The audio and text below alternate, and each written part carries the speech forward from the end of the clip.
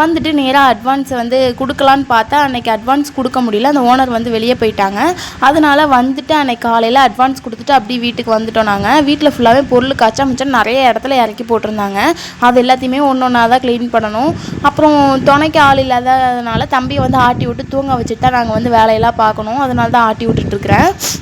நம்ம வீட்டில் எல்லா வேலையுமே நம்ம வந்து இந்த வீடியோ போடும்போதெல்லாம் எல்லா வேலையும் மேக்ஸிமம் முடிச்சிருப்போம்.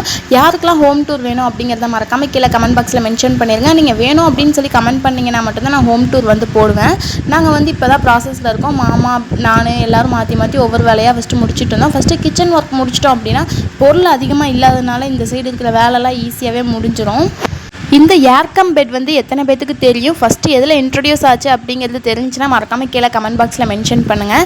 இது வந்து எங்கள் வீட்டிலேருந்து எடுத்துகிட்டு வந்தோம். ஆல்ரெடி நிறைய ஓட்டை இருந்துச்சு. அதை வந்து நம்ம வந்து ரெடி பண்ணிக்கலாம் அப்படின்னு சொல்லிட்டு எடுத்துகிட்டு வந்திருந்தோம் அந்த ஏர் மிஷினை.